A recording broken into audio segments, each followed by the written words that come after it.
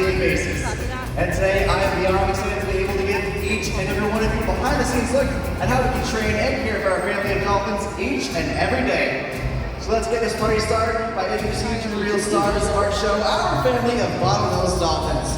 So first up, front and center, giving you a friendly wave hello, this is Salvador.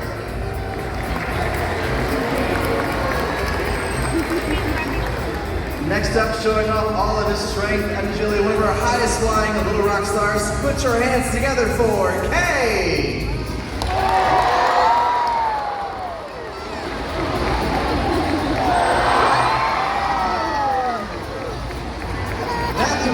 Introduced to both Kay and Salvador. They'll be making their way over to your side of the habitat for an up-close and personal look. All the animals that you're meeting here today are known as common bottlenose dolphins. And they get their name from the very distinctive shape to their nose and head. But despite their name, dolphins don't actually have a nose or even a sense of smell. This part of the body is known as the rostrum. And this rostrum is very important in the training process. Now, out front of the acrylic, you'll see two of our trainers with something called a target pole in hand. Our dolphins are trained to follow that white bead on the end with their rostrum pretty much wherever it moves. So, if you want to train a behavior that looks like a head shake yes, all our trainers have to do is move that target pole up and down, and our dolphins should follow. Similarly, if you want to train a behavior that looks like a head shake no, all they have to do is move that target pole side to side. Now this rostrum at birth is covered with several hair-like whiskers which aid the newborn calves in the training process. These hairs, which eventually fall out, are just one of the 5 characteristics that classify dolphins as a mammal. All mammals give live birth and nurse their young. Mammals are also all warm-blooded. In fact, dolphins maintain an average body temperature of 97.9 degrees Fahrenheit, which is very similar to you and me. Now that fifth and final characteristic that classifies a dolphin as a mammal is the need to care. But we already know that dolphins don't have a nose, so instead they bring you something known as the blowhole. This blowhole is located on top of their head, and it's not only where a dolphin breathes from, but it's also where they produce all of their vocalizations. And when they make these vocalizations, they can sound a little something like this.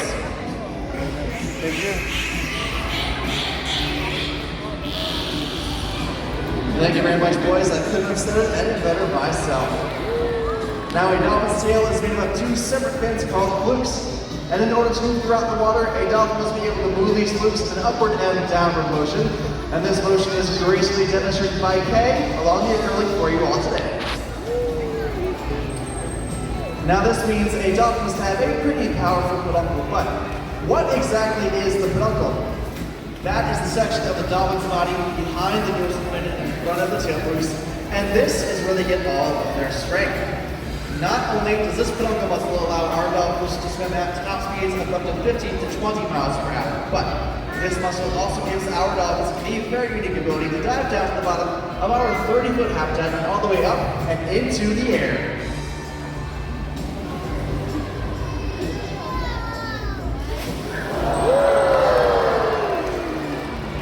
Folks, let's hear it one more time for Kay and Salvador for starting off our presentation today.